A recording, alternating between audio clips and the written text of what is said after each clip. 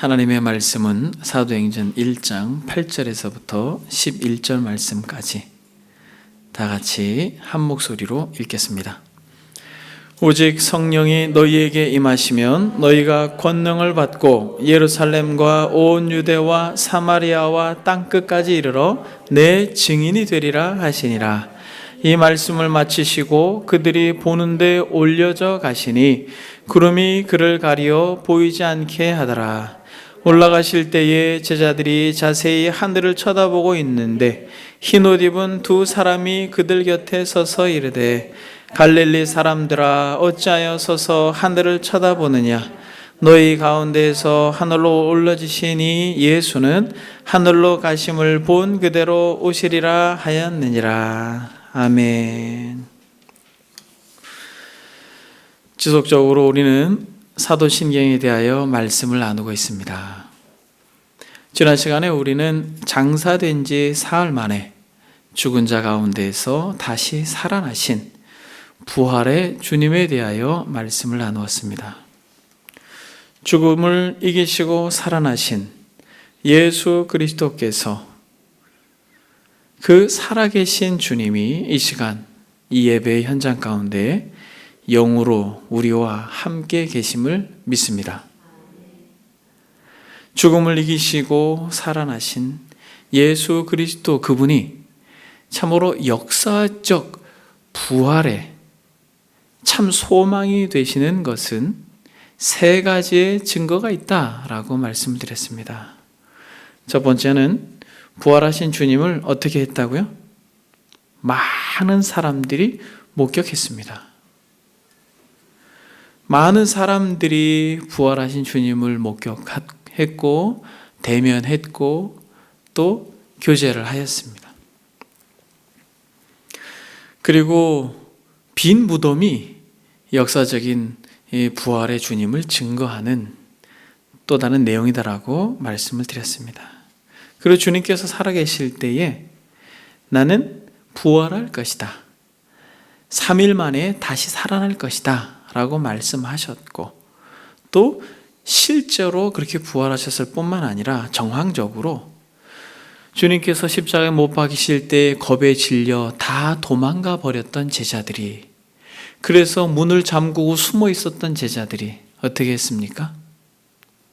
부활하신 주님을 대면하고 나서 그들은 용기를 내어 예수가 그리스도이심을 증거함으로 죽음의 길까지 순교의 자리까지 나아가는 모습을 우리가 볼 때 이 부활을 단순히 기절하셨던 주님께서 살아나셨다거나 아니면은 주님의 시체를 제자들이 훔쳐갔다거나 어떠한 이러한 이유로 주님의 부활을 부인하려고 하는 사람들의 말들을 침묵케 하는 것입니다. 정말 예수 그리스도께서 부활하셔서 살아계심으로 저와 여러분들의 주님이 되심을 믿습니다. 이 부활이 하나님의 나라의 뿌리다라고 말씀을 드렸습니다. 부활이 없으면 무엇도 없습니까? 부활이 없으면 승천도 없고, 승천이 없으면 재림도 없고, 재림도 없으면 결국 심판도 없기 때문에 그렇습니다. 그러므로 부활을 믿는 것은 저와 여러분들에게 있어서 너무나도 소중하고 중요한 것입니다. 부활하신 예수 그리스도께서 참으로 저와 여러분들의 소망이 되듯이 사랑하는 여러분, 저와 여러분들의 삶의 여정 가운데 어떤 어두운 순간, 좌절과 절망의 때라 할지라도 칠흑같이 어두운 순간, 겨울의 때를 지나는 것 같다 할지라도 마치 움츠려 있던 꽃봉우리가 환하게 자신의 어깨를 피듯 기지개를 펴듯 개나리와 벚꽃이 많은 사람들에게 기쁨이 되었던 것처럼 진실로 부활의 소망을 가지고 이 땅을 살아가는 저와 여러분들의 삶 가운데 정말 죽어있는 많은 것들이 살아나는 놀라운 은혜가 있기를 소망합니다. 그래서 여러분, 예수 그리스도 그분은 우리가 범죄한 것 때문에 내어줌이 되고 또한 우리를 의롭다 하시기 위하여 살아나셨습니다. 이렇게 살아나신 주님께서 단순히 살아나신 것을 넘어서서 어떻게 하셨습니까? 우리의 믿음의 고백은 어떻습니까? 죽으시고 부활하신 후에 어떻게 하셨어요? 승천하셨습니다. 오늘 본문은 그것을 우리에게 잘 소개합니다. 본문 1장 11절에 보니까 갈릴리 사람들아 어찌하여 서서 하늘을 쳐다보느냐 너희 가운데에서 하늘로 올려지신 이 예수는 하늘로 가심을 본 그대로 오시리라. 우리 주님께서 죽음을 이기시고 부활하신 것을 끝으로 우리의 고백이 맞춰지는 것이 아닙니다. 우리의 신앙의 고백 속에 부활하신 주님에 이어서 그 주님은 많은 사람들이 보는 그 현장에서 승천하셨습니다. 여러분, 우리는 이것을 믿는 것이에요. 저와 여러분들이 수년 동안 신앙생활하면서 우리의 믿음의 고백 속에서 나는 전능하신 아버지 하나님 천지의 창조주를 믿습니다. 나는 그의 유일하신 아들 우리 주 예수 그리스도를 믿습니다. 그리고 성령으로 잉태하셨고 고난받으셨고 죽으셨고 부활하셨습니다. 우린 이걸 고백했죠. 그리고 진짜 중요한 고백 중에 하나는 뭐냐면 부활하신 그분이 승천하셨습니다. 승천하신 그분은 하나님 보좌 우편에 앉아 계십니다. 여러분, 이것이 우리의 믿음으로 고백되어진다는 것은 얼마나 중요하고 얼마나 위로가 되는지 모릅니다. 여러분, 주님께서 승천하셨다는 게 위로가 되십니까? 여러분, 주님께서 승천하셔서 하나님 보좌 우편에 앉아 계신다는 게 위로가 되십니까? 이것만큼 이 땅을 살아가는 성도들에게 위로가 되는 고백도 없을 것이에요. 예수께서 죽음을 정복하시고 부활하셨을 뿐만 아니라 예수께서 죽음을 정복하시고 부활하셔서 승천하셨을 뿐만 아니라 승천하신 우리 주 예수 그리스도께서 하나님 보좌 우편에 앉아 계시는구나. 이야, 우리의 주인님께서 우리의 머리 대신 그리스도께서 하늘 보좌에 계시는구나. 여러분, 이것이 얼마나 위로가 되고 소망이 됩니까? 머리께서 하늘 보좌에 계시면 몸인 우리는 어떻게 되겠어요? 여러분, 어떻게 되겠습니까? 같이 있는 것이죠. 그래서 우리는 현재적 하나님의 나라를 이 땅에서 누리는 것이에요. 그러므로 우리는 죽음이 두렵지 않는 것이 무엇이냐면 우린 죽으면 머리가 계신 그 영광스러운 나라에 들어갈 것이 너무나도 자명하기 때문에 여러분, 부활 승천하셔서 하늘 보좌에 계신 그 하나님 보좌 우편에 계신 예수 그리스도를 믿고 소망하는 것은 저와 여러분들에게 진정한 위로가 될 줄 믿습니다. 그래서 여러분, 우리는 죽음이 두렵지 않는 것이에요. 그 보좌에 우리가 함께 거할 것이기 때문에 그렇습니다. 근데 여러분, 안타까운 것은 오늘날 교회들은 어떻습니까? 그리스도의 승천에 대해서 여러분들이 설교를 들어본 적이 있으세요? 하나님 보좌 우편에 앉아 계신 것이 얼마나 위로가 되는지 여러분들이 말씀을 드린 기억이 있습니까? 그리스도의 탄생, 그리스도의 죽음, 그리스도의 부활에 대하여 기념하고 예배합니다. 그런데 승천에 대하여 기념하고 예배하지 않습니다. 성탄절 행사를 위하여 수개월 동안도 준비하는 교회가 있고, 고난주간 금식하며 그 고난을, 그 의미를 생각하면서 결국 죽음과 부활에 대하여 그렇게 집중하는 어떤 교회의 영역을 우리는 잘 알고 있습니다. 근데 여러분 한번 생각해 보십시오. 승천에 대하여 여러분들이 깊이 묵상해 본 경험이 있습니까? 이 시간에 성령께서 오셔서 승천하시고 아버지 하나님 보좌에 앉아 계신다 라고 하는 것이, 이야, 이것이 이렇게 위로가 되고 소망이 되는 것이구나 라고 하는 깊은 깨달음이 저와 여러분들에게 이 시간에 주의 영으로 말미암아 주어지는 은혜가 있기를 소망합니다. 여러분, 승천하다라고 할 때 하늘에 오르사 전능하신 아버지 하나님 우편에 앉아 계신다라고 하는 것을 우리가 믿는다라는 것이에요. 여러분, 승천하다라는 말은 또 다른 말로 어떻게 표현할 수 있습니까? 올라가다 혹은 솟아오르다라고 하는 의미가 원어적 의미입니다. 솟아오르다라고 하니까 여러분 무슨 의미, 어떤 느낌이 들어요? 여러분, 솟아오르다. 힘이 느껴지지 않습니까? 이 용어가 그리스도와 관련될 때 아주 깊고 풍부한 의미가 있습니다. 승천하다, 올라가다, 솟아오르다. 유일하게 육체를 입으시고 승천하신 분은 예수 그리스도 한 분 외에 없습니다.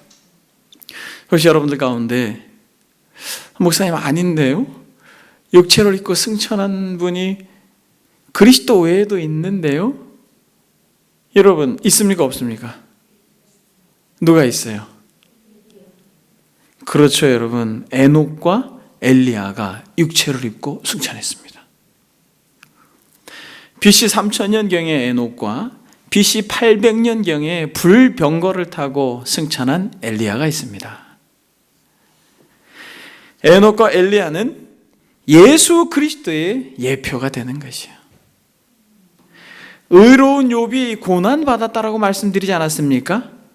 이것은 죄가 없으신 분 예수 그리스도의 예표가 된다라고 말씀드렸던 것처럼 에녹과 엘리야는 예수 그리스도의 그림자입니다. 그러나 에녹과 엘리야와 예수님은 본질적으로 달라요. 여러분 왜 본질적으로 다릅니까? 한번 여러분 생각해 보십시오. 에녹과 엘리야도 육체를 입고 승천했고 우리 주 예수 그리스도도 육체를 입고 승천하였습니다.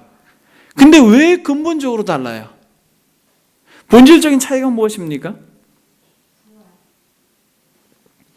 에녹과 엘리야는 다시 온다고 약속하지 않았습니다.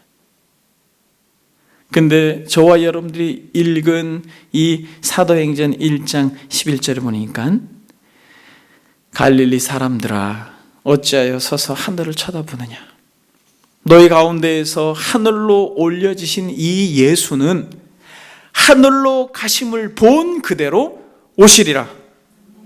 여러분 에녹과 엘리야는 다시 오지 않았습니다.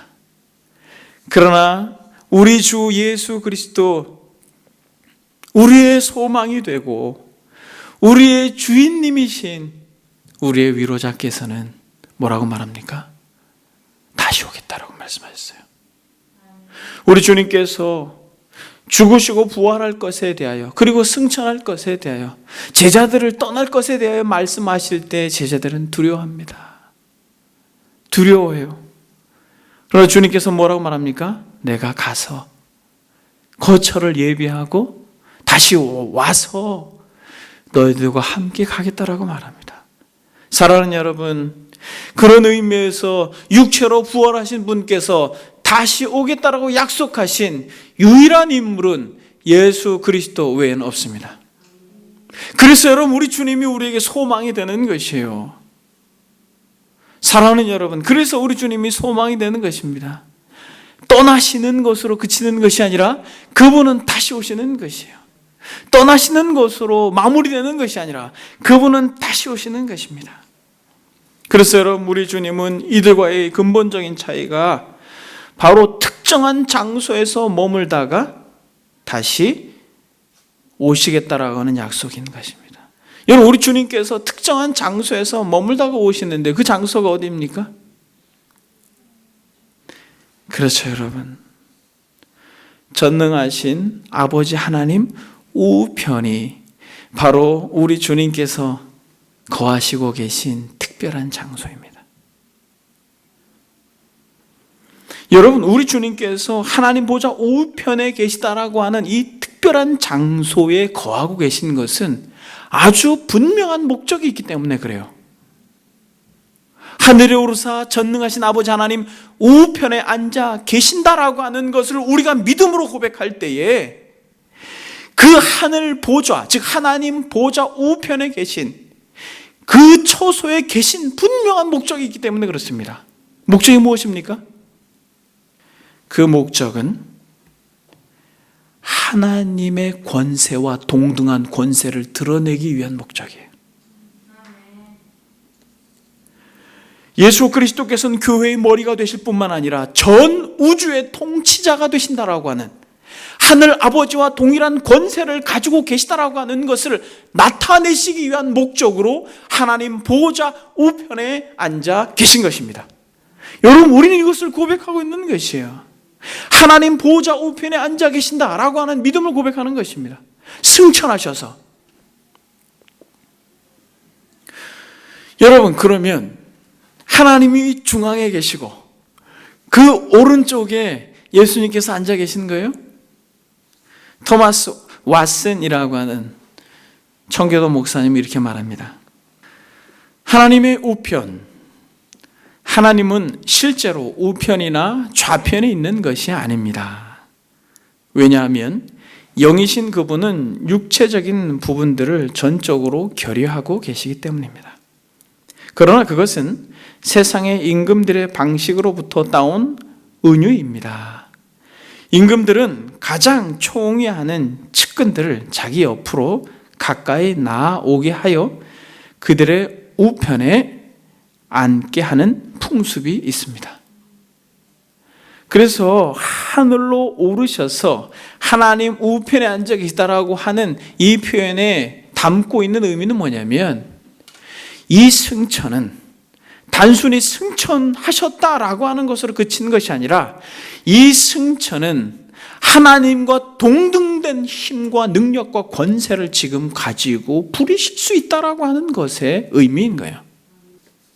고대 세계에서 강대국과 약소국이 조약을 맺을 때에 황제는 그의 힘과 권위를 상징하는 자기 우편에 약소국 왕을 앉히는 제왕의식을 거행하는 경우가 있었습니다.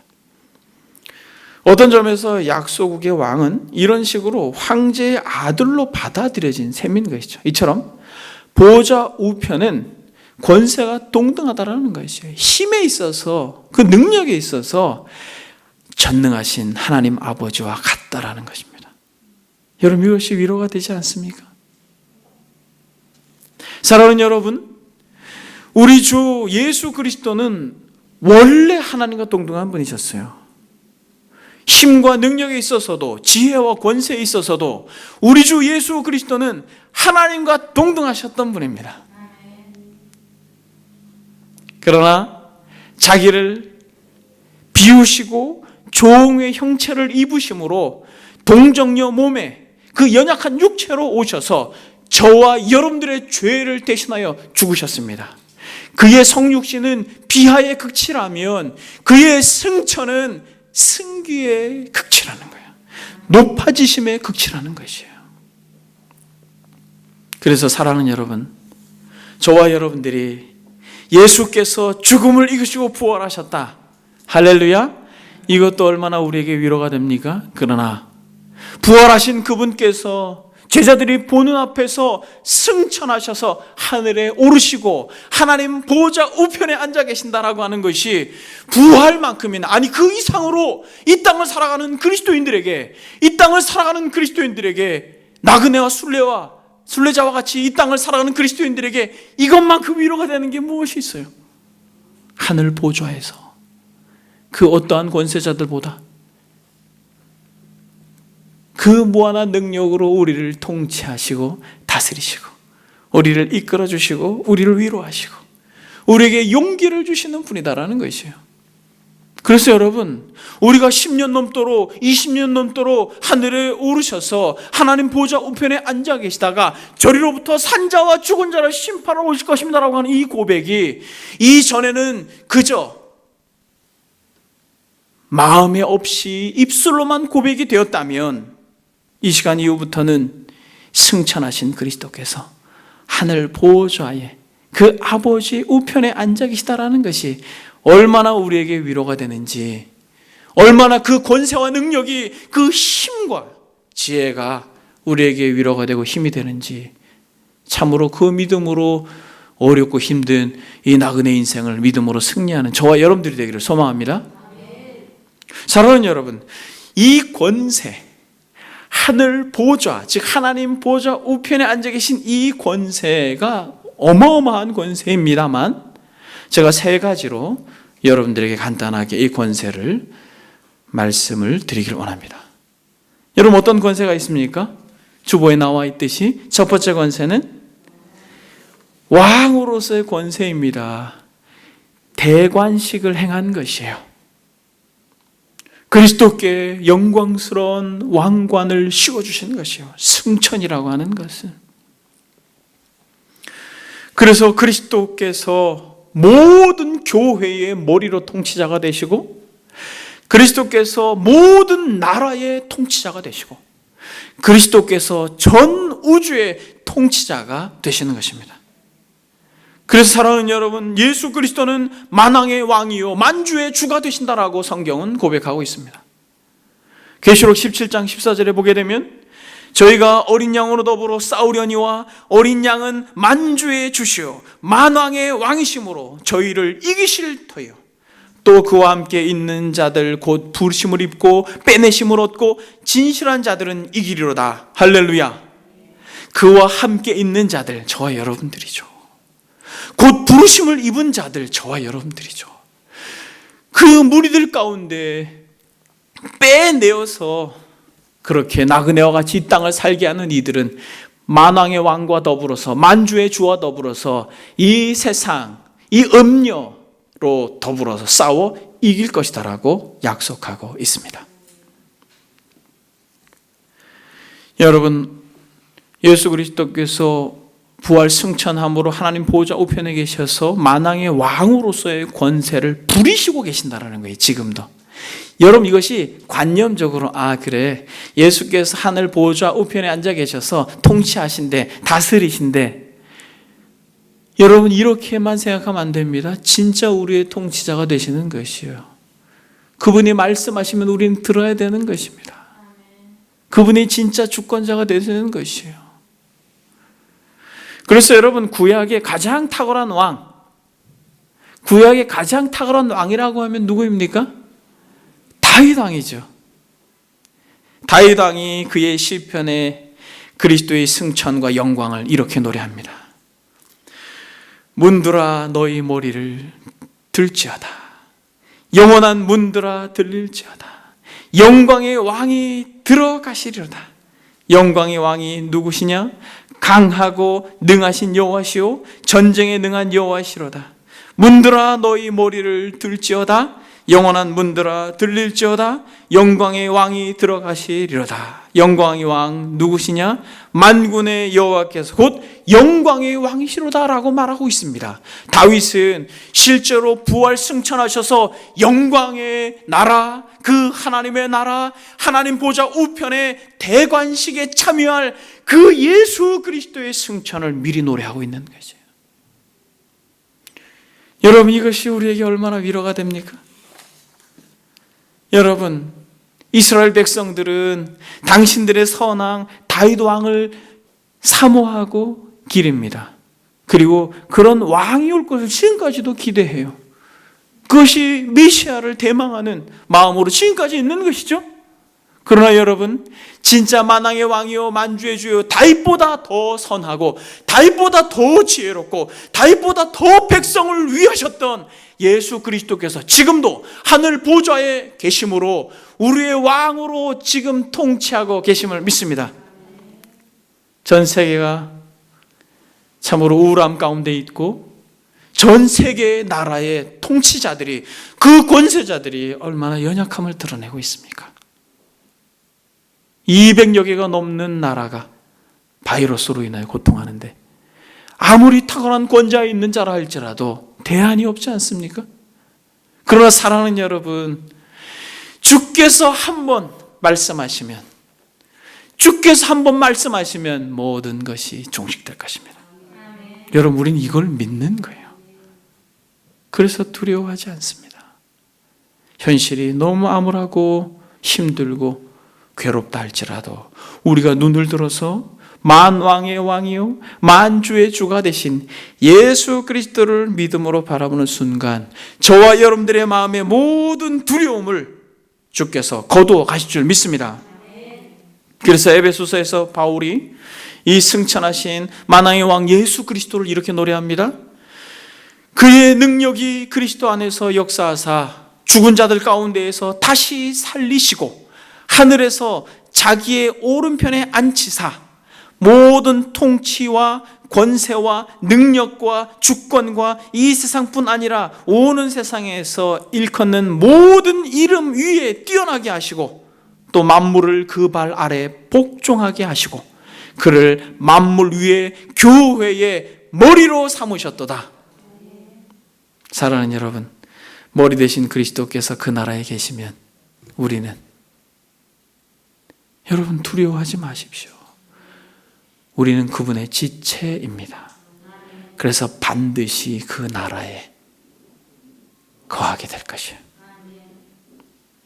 여러분, 첫 번째로는 만왕의 왕으로서의 권세를 드러내셨다면, 두 번째로는 대제사장으로서의 권세를 바로 하늘 보좌 우편에서 드러내십니다. 히브리서 4장 14절에 보게 되면 성경은 이렇게 말합니다. 우리에게 큰 대제사장이 있으니 승천하신 자 곧 하나님의 아들 예수라. 우리에게 대제사장이 있는 것이에요. 그러므로 사랑하는 여러분, 우리가 어떠한 죄와 또 죄에 노출되어 있다 할지라도 또 죄의 연약한 가운데 빠져 있다 할지라도 걱정하지 마십시오. 대제사장 대신 우리 주 예수 그리스도께서 우리의 모든 죄를 짊어지시고 죽으셨을 뿐만 아니라 부활하셔서 승천하심으로 하나님 보좌 우편에 앉아 계셔서 대제사장으로서 지금도 우리를 위하여 사역하고 계십니다. 그래서 히브리서 9장 24절에 보면 그리스도께서는 참 것의 그림자인 손으로 만든 장소에 들어가지 아니하시고 이스라엘 백성들이 만들어 놓은 지성소로 들어가지 아니하시고 오직 참 하늘에 들어가사 이제 우리를 위하여 하나님 앞에 나타나시고 라고 말합니다. 오직 참 하늘에 들어가사 이제 우리를 위하여 하나님 앞에 나타나시다라고 말합니다. 사랑하는 여러분, 진정한 지성소로 들어가신 것이에요. 이스라엘 백성들에게 있어서 대제사장은 1년에 한 번씩 7월 달이 되면은 이스라엘 백성들의 죄를 짊어지고 지성소 안으로 들어갑니다. 그런데 그날은 두려운 날이에요. 목욕을 하고 정결 예식을 행하고, 하지만은 이 대제사장이 만약에 죄가 있다면 지성소 안에 들어가서 예식을 거행하다가 죽는 거예요. 두렵습니다. 지성소로 들어가는 게 두려운 거예요. 그래서 제사장이 없는 의복 이 단에다가 방울을 달고 발목에 끈을 묶어서 지성소로 들어가는 것입니다.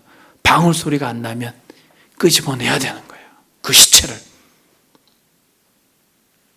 그러나 여러분, 그리스도께서 손으로 만든 장소에 들어가지 아니하고 참 하늘에 들어가사 이제 우리를 위해 하나님 앞에 나타나신다라고 말합니다. 무슨 말이에요? 예수 그리스도께서 십자가에 못 박혀 죽으심으로 말미암아 친히 하나님의 어린 양으로 제물 되심으로 그의 죽음이 결국 지성소와 성소의 휘장을 가르고 하늘에 오르심으로 말미암아 지성소 안으로 당당하게 걸어서 들어가신 분이 누구라는 거예요? 우리 주 예수 그리스도라는 거예요. 여러분, 주님을 사랑하지 않을 수가 없어요. 여러분, 우린 주님을 의지하지 않을 수가 없어요. 우리의 어떠한 죄라 할지라도 그분은 반드시 사해 주실 것입니다. 우리의 어떠한 죄를 할지라도 그분은 반드시 용서해 주실 것이에요. 왜냐하면 그분은 지금 지성소 안에서 누구와 함께 계시기 때문에 그래요? 하나님 아버지, 죄를 정하시는 분과 같이 계시기 때문에 그래요. 그래서 그분을 의지하고 그분께 나아가 그분께 소망을 두는 인생들에게 있어서 죄가 주홍같이 붉을지라도 양털같이 희게 할 것입니다. 그러므로 히브리서 6장에 보게 되면 우리는 이 소망이 있는 것은 영혼의 닷 같아서 튼튼하고 견고하여 휘장 안에 들어가시니 그리로 앞서가신 예수께서 멜기세덱의 판차를 쫓아 영원히 대제사장이 되어 우리를 위하여 들어가셨느니라. 보십시오. 우리를 위하여 들어가셨다라는 거예요. 이 대제사장의 권세로 우리를 위하여 그 하늘 보좌에 하나님 우편에 앉아 계신다는 거예요. 누구를 위하여? 우리를 위하여. 여러분, 주님이 정말 저와 여러분들의 소망입니다. 여러분, 그 어떠한 것으로 우리의 죄를 씻을 수 있습니까? 그 어떠한 것으로 우리의 얼룩진 영혼을 깨끗하게 할 수 있겠어요? 오직 그리스도의 보혈만이, 오직 그리스도의 중보만이, 오직 그리스도의 간구만이 우리를 정결하게 하고 우리를 다시 한번 살 소망을 주심을 믿습니다. 그래서 사랑하는 여러분, 지성소로 들어가신 우리 주께서 지금 뭐하고 계셔요? 로마서 8장에 보게 되면 그는 하나님 우편에 계신 자요 우리를 위하여 간구하시는 자신이라. 여러분, 우리의 부모님보다, 우리의 사랑하는 어떤 형제보다 더 진실로, 더 간절히 저와 여러분들의 정결함을 위하여, 저와 여러분들의 거룩함을 위하여, 저와 여러분들이 죄에 빠지지 아니하고 이 땅 가운데 믿음으로 승리하는 삶을 살게 하기 위하여 하늘에 오르신 예수 그리스도께서 하늘 보좌 우편에서 저와 여러분들을 위하여 친히 눈물로 간구하고 계심을 믿습니다. 여러분, 이것이 얼마나 우리에게 위로가 돼요. 우린 여러분 힘들고 지치면 누구에게 기도를 부탁하지 않습니까? 기도를 해주세요. 어렵습니다. 힘듭니다. 사랑하는 여러분, 100명이, 1000명이, 10,000명이 성숙한 그리스도인들이 우리를 위해 기도하는 것보다 하늘 보좌 우편에 계셔서 친히 대제사장이 되신 예수 그리스도께서 우리를 위하여 간구하시는 그 외마디가 훨씬 능력이 있음을 믿습니다. 그래서 여러분, 우리는 예수 그리스도를 사랑하지 않을 수가 없어요. 이 세상 떠날 때 찬양하고 숨질 때 하는 말, 이것일세. 내 구주 예수를 더욱 사랑. 여러분, 우리가 매 예배를 드릴 때마다 헌금송으로 드리는 이 찬양이 여러분들의 가슴에 점여왔으면 좋겠어요. 숨질 때 하는 말, 이것일세. 여러분, 지금까지 주님과 견주어서 사랑하고 있는 것들을 좀 내려놓으세요. 여러분, 돈? 명예? 권력? 인정받고 싶은 마음? 사랑하는 여러분, 여러분들이 그렇게 붙들고 있는 자녀들, 여러분들의 기업, 여러분 무게중심을 그리스도께로 옮기십시오. 주님이 우리 편이 되시면 여러분, 우리는 이 땅에서 가장 성공한 사람이 될 것입니다. 여러분, 두 번째로는 대제사장으로서의 권세를 승천하셔서 하늘 보좌에 계심으로 드러내십니다. 여러분, 세 번째는 뭐가 있어요? 그렇죠, 여러분. 왕이요, 제사장이요, 선지자로서 승천하심으로 예수 그리스도의 권세를 드러내십니다. 여러분, 이것은 놀라운 거예요. 여러분, 이 진리는 너무너무 놀라운 것이에요. 오늘 본문 말씀 1장 8절에 보게 되면 오직 성령이 너희에게 임하시면 너희가 권능을 받고 예루살렘과 온 유대와 사마리아와 땅끝까지 이르러 무엇이 되겠다고요? 내 증인이 되겠다고요. 여기 여러분, 증인이 되려면 어떻게 해야 돼요? 증인이 되려면 어떻게 해야 됩니까?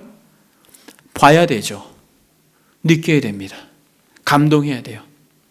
이걸 말하지 않으면 견딜 수가 없는 게 증인이에요. 성령께서 하나님이 어떤 분이신지 알려주시는 것이에요. 성령께서 그리스도가 어떤 분인지 알려주시는 것이에요. 사랑하는 여러분, 예수 그리스도께서 승천하심으로 성령이 오신 것입니다. 그러므로 하늘 보호자 우편에 앉아 계심으로 말미암아 성령이 이 땅 가운데 오심으로 그리스도께서 하나님이 어떤 분이신지 소개하고 선지자적 사역을 하신 것을 성령께서 이어서 하실 때에 이 성령께서 하시는 이 선지자적 사역이 우리가 상상할 수 없는 놀라운 능력이라는 것이에요.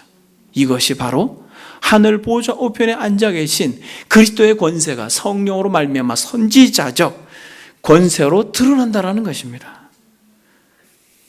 그래서 우리 주님께서 뭐라고 말합니까? 요한복음에 보게 되면 14장에 보혜사 곧 아버지께서 내 이름으로 보내실 성령 그가 너희에게 모든 것을 가르치시고 내가 너희에게 말한 모든 것을 생각나게 하시리라. 하나님이 어떤 분이신지, 그리스도께서 어떤 분이신지, 하나님의 경륜이 어떤지, 구원이 무엇인지, 교회가 무엇인지, 하나님이 성령을 통해서 우리에게 이 놀라운 진리의 지평을 열어 보이시게 될 때 여러분 우리는 그것을 증거하지 않을 수 없다는 것이에요. 그러므로 성령께서 오시는 일은 그리스도께서 승천하셔서 하늘 보좌에 계실 때에 역사되어진다는 것이에요. 그래서 사랑하는 여러분, 우리 주님께서 부활 승천하심으로 하늘 보좌에 계신 것은 세 가지의 권능으로 나타난다라고 여러분들에게 말씀드렸습니다. 첫째는 왕으로서, 두 번째는 제사장으로서, 세 번째는 선지자로서 진정한 권세와 능력을 행하시는 것이죠. 대부분의 사람들이 성령의 사역을 생각할 때 기적과 은사를 이야기하지만 아니에요. 여러분, 성령께서 이 땅에 오신 놀라운 사역의 첫 번째는 선지자적 사역을 대행하기 위해 오신 것이에요. 하나님이 어떤 분이신지, 그리스도께서 어떤 분이신지, 그 구원의 경륜이 어떠한지를 우리로 깨닫게 하기 위함입니다. 그러므로 사랑하는 여러분, 성령의 충만함은 무엇을 알 수 있어요? 성령의 충만함은 저 사람이 정말 성령 충만하다라고 하는 것은 무엇을 알 수 있어요? 예수 그리스도가 어떤 분이신지 진실로 알고 그분을 사랑하는 것으로 나타나는 것입니다. 그래서 그분을 증거하지 않을 수 없는 그러한 삶의 태도로 성령께서 나타나는 거예요. 사랑하는 여러분, 이러한 승천하심이 저와 여러분들에게 주는 위로가 무엇입니까? 이 땅을 살아가는 참된 성도들에게 이 승천하신 그리스도께서 주시는 위로가 무엇이에요? 주님을 진짜 주인으로 모시고 살아가는 인생들에게 위로자가 되신다는 거예요. 보호자가 되신다는 거예요. 그의 힘의 능력으로 우리를 보호하시고 지키시고 이끌어가시고 그의 제사장적 무한한 능력으로 우리가 이 땅을 살아가는 데 죄악 가운데 빠지지 아니하도록 간구하시고 그의 선지자적 놀라운 사용으로 성령으로 말미암아 끊임없이 하나님이 원하시는 것이 무엇이고 그리스도를 닮아내는 것이 무엇인지를 가르쳐 주시고 깨닫게 해주시는 것이죠. 그래서 승천하신 것이, 예수 그리스도께서 승천하신 것이 이 땅을 사는 그리스도인들에게 진정한 위로가 된다는 거예요. 존 칼빈은 이렇게 말합니다. 승천해주는 위로, 예수님이 하늘로 올려지셔서 우리의 시야에서 그의 모습을 감추신 것은 아직 이 땅에서 순례의 길을 가는 그의 제자들과 함께 하시기를 그만두시려 함이 아니라 하늘과 땅에서 그의 능력으로 더욱 직접적으로 다스리시기 위함입니다. 여러분, 위로가 되세요? 우리를 떠나신 게 아니에요. 주님이 떠나고자 할 때 제자들이 두려워했잖아요. 그러나 우리 주님께서 뭐라고 말합니까? 내가 떠나는 것이 너희에게 더 유익하다. 마음의 근심과 걱정으로 두려워하는 제자들에게 우리 주님께서 얼마나 부드럽게 말씀하십니까? 너희는 마음에 근심하지 마라. 하나님을 믿으니 또 나를 믿으라. 여러분, 얼마나 근심을 많이 해야 할 시대입니까? 얼마나 두려운 시기입니까? 주님만 믿고 바라보았는데 주님이 가신다고 합니다. 죽음의 길을 가시고 부활 승천하신다고 말씀합니다. 제자들은 주님이 가지 않기를 원했어요. 지금 우리의 이 시대만큼이나, 아니 오히려 더 베드로와 야고보와 요한은 두려웠어요. 괴로웠습니다. 고통스러웠어요. 주님이 말씀하십니다. 너희는 마음에 근심하지 마라. 너희는 마음에 근심하지 마라. 하나님을 믿으니 또 나를 믿으라. 너희를 위하여 내가 가서라고 말합니다. 사랑하는 여러분, 전능자께서 말씀으로 우주 만물을 창조하시고 통치하시고 다스리시는 전능자께서 진짜 우리의 주인이 되신다면 여러분 마음에 근심과 걱정과 두려움을 이 시간 내려놓을 수 있길 바랍니다. 여전히 예수 그리스도로 인하여 이 땅에서 순례의 길을 걸어가는 자들에게 승천하신 예수님께서는 만왕의 왕이 되시고 제사장이 되시고 선지자가 되셔서 우리의 위로자가 되십니다. 여러분, 결정적으로 하나님의 우편에 앉아 계시다라는 것의 권세의 최고의 정점은 뭘 것 같아요? 왕과 제사장과 선지자로서의 권세를 드러내시는 최고의 정점에 있는 권세는 무엇일 것 같아요? 승천하신 주님께서. 그것은 우리가 다음 시간에 살펴볼 것이지만은 바로 그 하늘 보좌의 권세를 가지고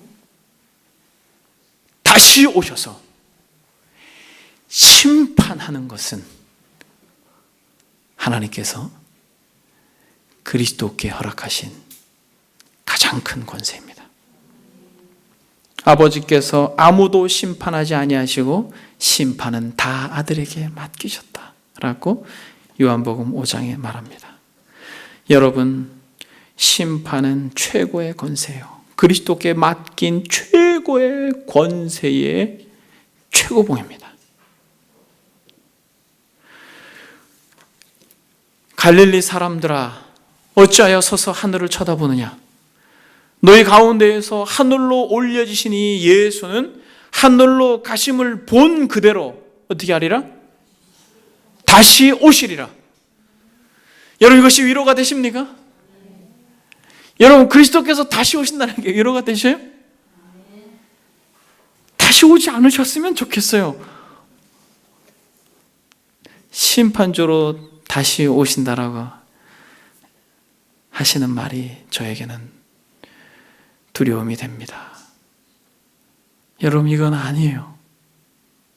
여러분, 이건 아닙니다. 주님께서 다시 오시는 것이 우리에게 위로가 돼야 돼요. 끝까지 왕으로 제사장으로 선지자로 그분을 소망한 이들에게는 주님이 오시는 날은 심판의 날이 아니라 위로의 날이요, 심판의 날이 아니라 소망의 날인 것입니다. 사랑하는 여러분, 그분이 다시 오실 때에 반드시 우리의 고백처럼 산자와 죽은 자를 가를 것입니다. 주님께서 이 땅에 계실 때에 얼마나 많이 산자와 죽은 자로 구분했는지 여러분, 우리는 알아야 됩니다. 여러분, 회색지대는 없는 것이에요. 이 땅의 교회들이 이상하게 회색지대를 만들어내고 있습니다만, 그러나 사랑하는 여러분, 주님께서 다시 오실 때는 반드시 산자와 죽은 자로만 구분되는 것이에요. 양과 염소로 구분되는 것입니다. 알곡과 가라지로 구분되는 것이에요. 지혜로운 처녀와 미련한 처녀로 구분되는 것입니다. 비슷해 보이지만은, 알곡과 가라지가 비슷해 보이고 미련한 처녀와 지혜로운 처녀가 비슷해 보이지만은, 그러나 반드시 구분되어지는 것이에요. 산자와 죽은 자로. 여러분, 마치 마지막 때와 같은 시대를 우리가 살아가고 있습니다. 저와 여러분들이 산자가 되길 바랍니다. 여러분, 산자들은 누구예요? 산자들은 어떤 특징이 있습니까? 산자들은 여러분, 이 세상의 권세자들, 이 세상의 높은 자리에 앉아있는 자들한테 굽신굽신거리는 자들이 아니라 진짜 하늘의 보좌에 앉아계신 그분에게 머리를 조아리는 자가 산자입니다. 이 세상의 돈 앞에 무릎을 꿇는, 그 세상의 권세 앞에 무릎을 꿇는 이들이 산자가 아니라 하늘 보좌에 앉으신 만왕의 왕께 무릎을 꿇고 그의 통치를 받기를 원하는 자가 산자예요. 저와 여러분들이 진정한 산자들이 되길 원합니다. 죄와 싸우되 피 흘리기까지 싸우고 내가 거룩하니 너희도 거룩하라라고 말씀하신 그 그리스도의 말씀에 순종하고자 하여 끊임없이 죄를 멀리하고자 몸부림치는 자들, 여러분, 그거 잘 되지 않죠? 잘 되지 않습니다. 그러나 끝까지 그렇게 대제사장이신 예수 그리스도 휘장을 찢으시고 지성소에 들어가셔서 우리를 위하여 친히 간구하시는 그분과 더불어서 이 땅을 어린 양의 신부로 살기로 결단하는 자들이 산자예요. 대충 살아가는 자들이 산자가 아니라, 그리고 하나님과 그리스도를 더 알기를 소망하는 자, 진정한 선지자로 오신 그리스도의 대행자로 오신 성령을 의지하며 끝까지 더 말씀이 어떠한가, 이 진리가 무엇인가, 정말 하나님께서 나에게 원하는 것이 무엇인가를 알고자 갈망하며 끊임없이 탐구하는 이들, 그들이 산자예요. 에이, 뭐 다 아는 말씀, 그 순간부터 미련한 처녀가 되는 것입니다. 그래서 여러분, 우리가 마지막 날 그리스도께서 산자와 죽은 자로 가르실 때에 예수 그리스도는 저와 여러분들의 변호자가 될 줄 믿습니다. 여러분, 변호자가 되시는 것이에요. 왕의 권세로 변호하고 제사장의 권세로 변호하고 선지자로서 그의 탁월한 지혜로 우리를 변호할 것입니다. 수석 재판관이 되신 그분이 우리의 옹호자가 되실 때 여러분, 우리는 얼마나 위로가 됩니까? 얼마나 힘이 되겠어요? 스데반이 율법의 정죄로 인하여서 이스라엘 백성들에게 돌팔매질을 당할 때에 예수 그리스도께서 그 하늘 보좌에 앉아 계시지 아니하고 서셨습니다. 서셨어요. 사도행전 7장에 보게 되면 스데반이 성령이 충만해 하늘을 우러러 주목하여 하나님의 영광과 및 예수께서 하나님 우편에 서신 것을 보고 말하되, 보라, 하늘이 열리고 인자가 하나님 우편에 서신 것을 보노라. 주님을 위해 산 사람들을 위하여, 주님을 위해 산 사람들을 위하여 주님께서는 마지막에 그 하늘 보좌에 앉아 계시지 않고 서셔서 우리를 변호하실 것입니다.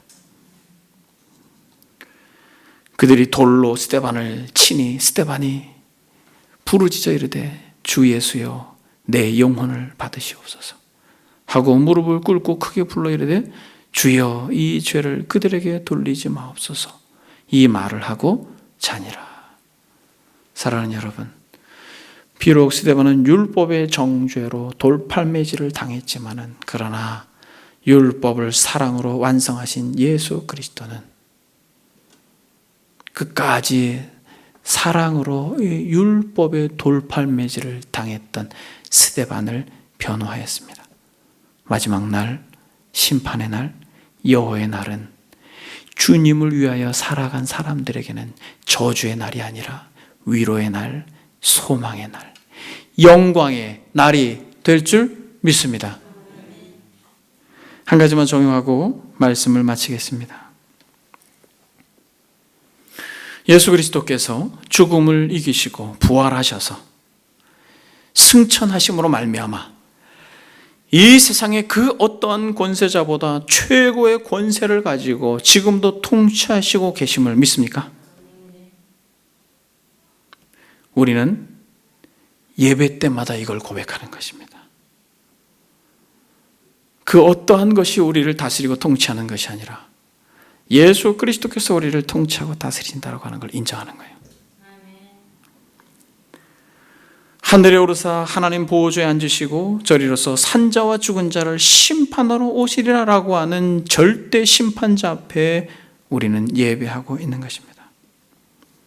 예수 그리스도의 승천을 우리가 얼마나 깊이 묵상하느냐에 따라서 우리가 이 땅을 당당하게 살아갈 수 있는 것이에요.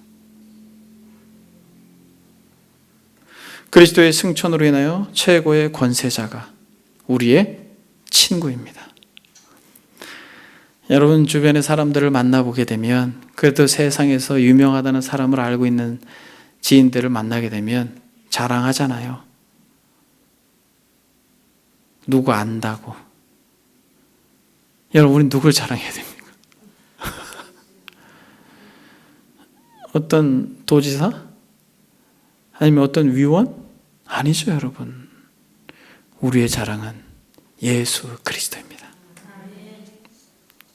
진정한 왕으로, 참된 선지자로, 진정한 대제사장으로 이 땅에 오신 그리스도.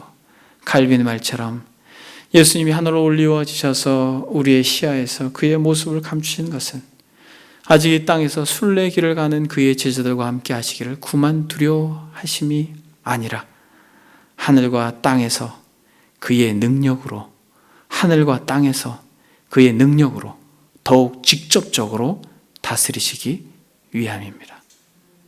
여러분들의 삶의 한복판에서 불의한 권세자들에게 고통을 당했거나 당하고 계시는 분이 계십니까?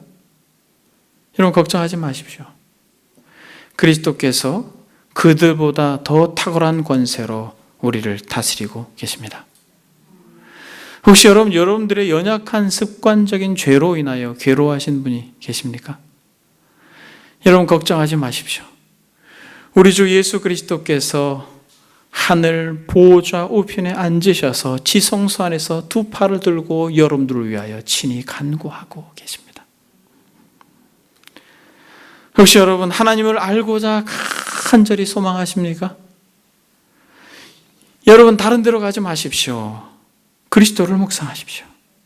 그리스도를 묵상하고 그리스도를 사모하십시오. 그렇다면 성령께서 오셔서, 진리 영께서 오셔서 여러분들에게 하나님이 어떤 분이신지, 그리스도가 어떤 분이신지, 영광스러운 하나님의 나라가 어떤 나라인지, 죄가 무엇인지 놀랍게 깨닫게 해주실 것입니다. 끝까지 이 눈물 골짜기 같은 인생의 여정 속에 좌절하거나 포기하지 마시고 예수 그리스도를 머리로 하여 소망하여 머리 대신 그리스도께서 거하신 그곳에 우리도 함께 거할 줄 믿습니다. 사도 바울이 고백한 말씀을 인용하고 말씀을 마치겠습니다.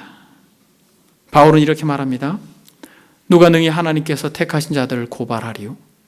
의롭다 하신 이는 하나님이시니 누가 정죄하리요? 죽으실 뿐 아니라 다시 살아나신 이는 그리스도 예수시니 그는 하나님 우편에 계신 자요 우리를 위하여 간구하시는 자시니라. 누가 우리를 그리스도의 사랑에서 끊으리요? 환난이나 곤고나 박해나 기근이나 적신이나 위험이나 칼이랴.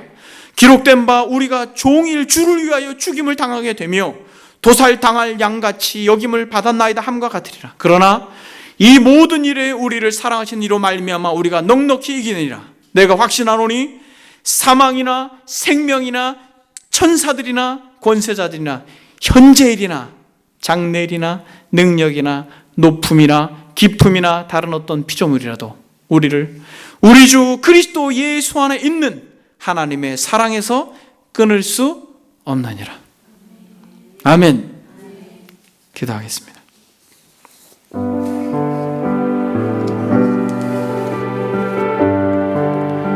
승천하신 그리스도를 묵상하며 진정한 권세자 앞에 무릎을 꿇고 우리의 죄를 위하여 지금도 간구하시는 그 주님 앞에 마음을 쏟고 우리의 교만과 외식을 용서를 구하고 진정한 선지자가 되신 그리스도께서 우리의 무지를 열어달라고 이 시간 다 같이 들은 말씀 내가면서 기도하겠습니다. 오 하나님 아버지, 두려워 떠는 제자들에게 너희는 마음에 근심하지 마라. 너희는 마음에 근심하지 마라. 하나님을 믿으니 또 나를 믿으라라고 말씀하신 그리스도의 그 음성을 우리가 마음에 간직하고 돌아갑니다. 성령이여, 너무나도 두려운 이 시대를 살아가고 있는 사랑하는 지체들의 마음을 위로해 주시고, 아버지 하나님이여, 미국과 이탈리아와 전 세계 코로나로 인하여 고통하는 이들을 위로해 주시고, 오 전능자의 권세로 아버지 하나님이여 정말 능력을 베푸사 바람을 불어 메뚜기 떼를 몰아내셨던 것처럼, 오 하나님, 이 코로나의 공포와 두려움에서 전 세계를 건져주시고 긍휼히 여겨주시사, 아버지 하나님, 인간들이 너무나도 초라하고 아버지 하나님 어떠한 권세자라도 하나님 앞에 아무것도 할 수 없는 자라는 연약함을 고백하지 않을 수 없는 이 시대에 여호와여 우리에게 겸손을 주십시오. 더 겸손하여서 한낱 먼지요 벌레와 같은 인생임을 정직하게 고백함으로 그리스도의 통치와 다스림을 우리가 받아 진정한 자유와 평강을 누릴 수 있도록 은총을 덧입혀 주옵소서. 누가 능히 하나님께서 택하신 자들을 고발하리요? 의롭다 하신 이는 하나님이시니 누가 정죄하리요? 죽으실 뿐 아니라 다시 살아나신 이는 그리스도 예수시니 그는 하나님 우편에 계신 자요 우리를 위하여 간구하시는 자시니라. 주님, 전 세계가 코로나로 인하여 고통 가운데 있지만은 강대국의 권세자들도 어찌할 수 없는 참 연약함 가운데 있는 하나님, 인간의 한계를 바라보게 되는 이때에 우리가 눈을 들어서 하늘 보좌 우편에 앉아 계시고 말할 수 없는 주권자로 통치자로 권세자로 계신 아버지 앞에 무릎을 꿇고, 오 주여, 우리를 긍휼히 여겨 주십시오. 우리를 제발 불쌍히 여겨 주십시오. 하나님, 진노 중에라도 긍휼을 잊지 마십시오. 진실로 겸손하게 다니엘과 같이 기도하는 기도자들을 주님 일으켜 세워 주옵소서. 그래서 아버지께서 그 자비와 긍휼하심으로 너무나도 당연하였던 그 일상의 회복을 허락해 주시고 겸손하게 하나님 앞에 나아갈 수 있도록 주여 우리를 불쌍히 여겨 주옵소서. 이 땅을 살아가는 참된 순례자들, 주님을 위해서 산 사람들에게 주님이 변호자가 되실 것이 분명하기에 이 세상의 권세자들 앞에, 이 세상의 가치 앞에 무릎을 꿇지 않고 진짜 왕 앞에 마음을 조아려 겸손히 주를 예배하는 이들에게 주여 한량없는 은혜와 자비와 긍휼을 더하여 주옵소서. 사랑샘 은혜교회를 불쌍히 여겨주시고 이 공동체가 다시 한번 주의 은혜 가운데 일어설 수 있도록 은혜와 자비와 긍휼하심을 더하여 주옵소서. 오직 하나님께 모든 것을 의탁하옵고 살아계신 우리 주 예수 그리스도 이름 받들어 기도드립니다. 아멘.